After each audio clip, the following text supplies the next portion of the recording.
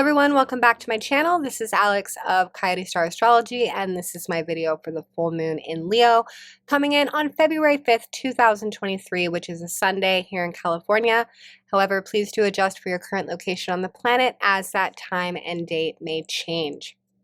So I am getting this video out a bit early this week. I am doing that quite intentionally because, to be honest, this chart is a shit show.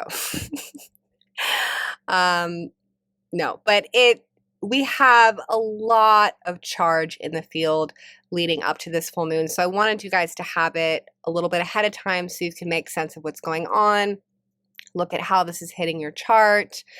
We've got a lot to cover. We've got a lot to unpack. This may be a bit of a longer video, but I really want to give a thorough look at this one because it's very important. Underneath all the scattered energies, there's a lot of stagnation moving. There is an opportunity for a breakthrough. There is.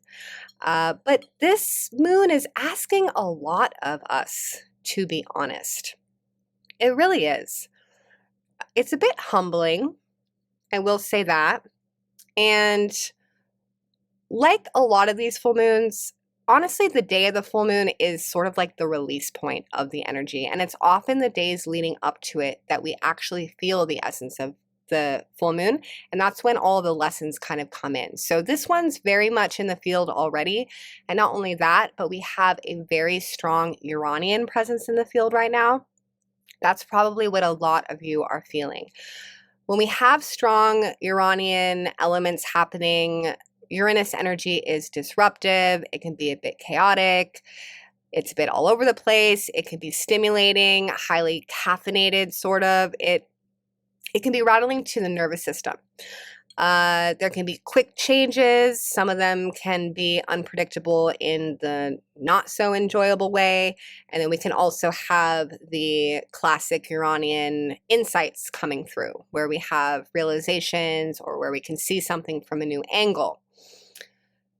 And not only that, but this full moon has kind of like a secret weapon, which is that it is the midway point between eclipses.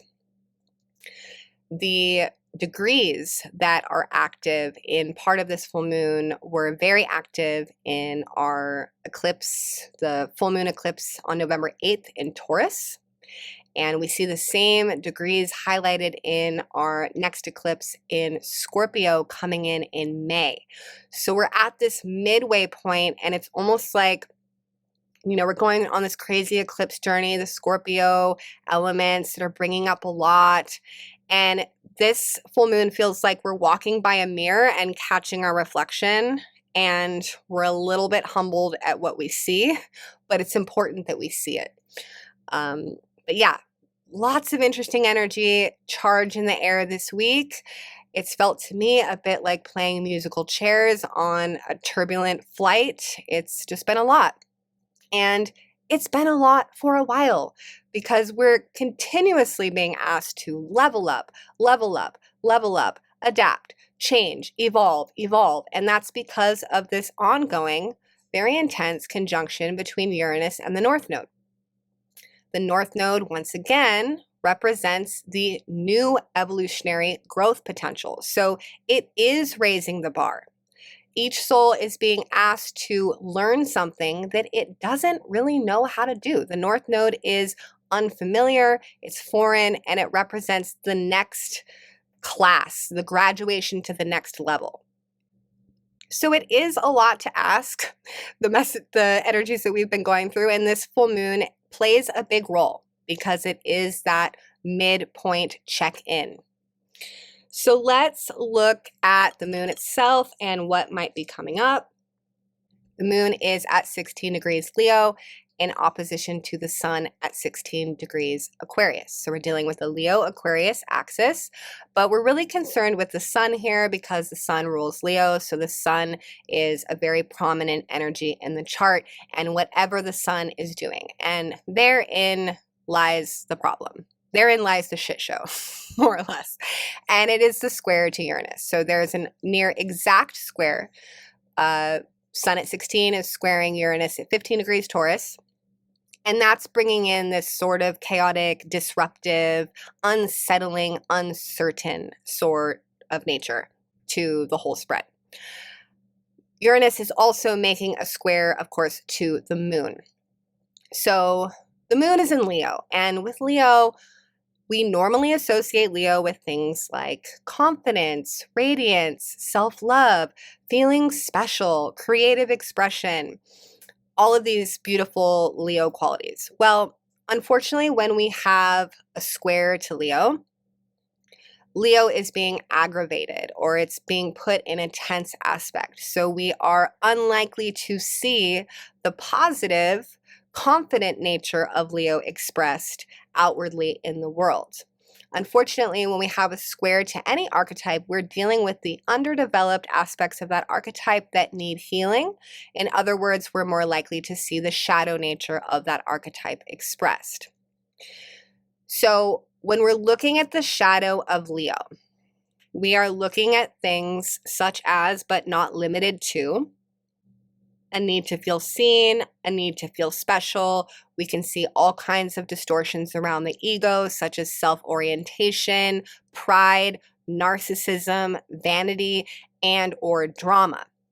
Now, what all of these things have in common, at the core root of it all, the shadow of Leo deals with a need for validation.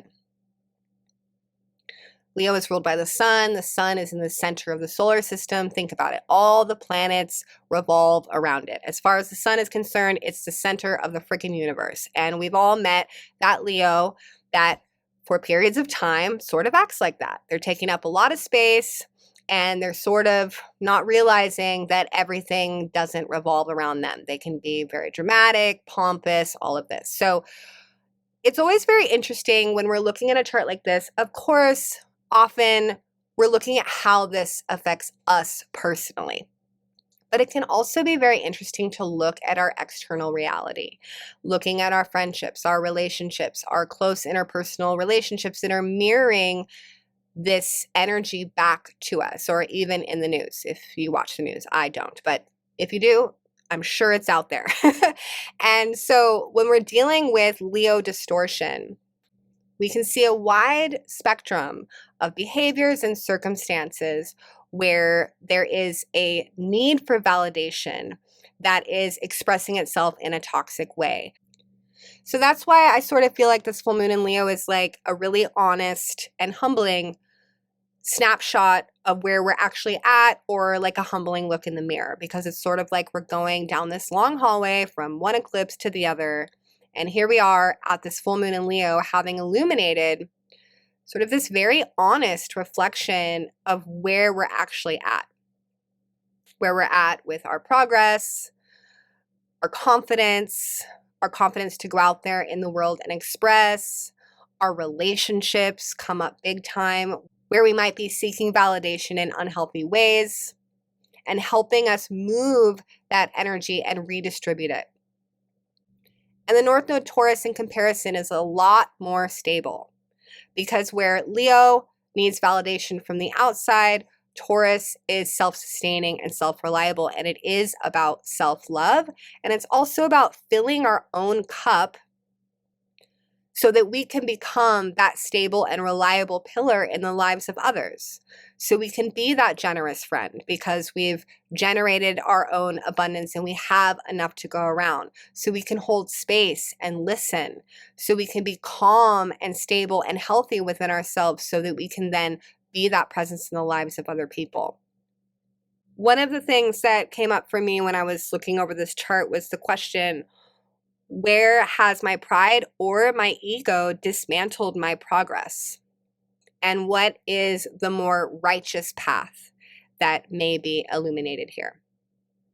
So let's look at the tarot cards associated with this full moon, and that's going to give us even more info. The two cards that we're looking at is the Six of Wands for the second decan of Leo for the moon, and we're looking at the Six of Swords for the second decan of Aquarius for the sun. So the Six of Wands, this is actually a positive card that has to do with progress, potentially recognition, success, confidence, and important milestones. So it's kind of this like celebration card. But then the Six of Swords is a little bit of a more tender card. And this is a card that represents transition. It may be a rite of passage, change, moving from one shore to the other. You can see that the figures in the boat are leaving something behind and going off into the future, but there can be a sense of detachment or loss. But it's definitely transformation. It's moving away from one place to the next. So we put these two cards together and we see that this is a full moon that's bringing in this element of something ending, and there being somewhat of a celebration around at least that stage of the journey being done. But there's more to come. That's not the end. And also because we have these two, the sun and the moon squared by Uranus, this also brings in this understanding that this ending or this milestone, or even if there is something that is celebratory, it probably hasn't come easily. This has been a stressful situation, or the changes that we've had to make have really asked a lot of us. Leveling up in this way is positive, but it has not come easily whatsoever. And just a reminder, whenever we're dealing with Uranus in the chart, there's always that opportunity and that outlet to simply have things change based off of our perspective. So if you're feeling stuck, definitely tap into the energy of Uranus and ask Uranus to show you a different way through a new perspective.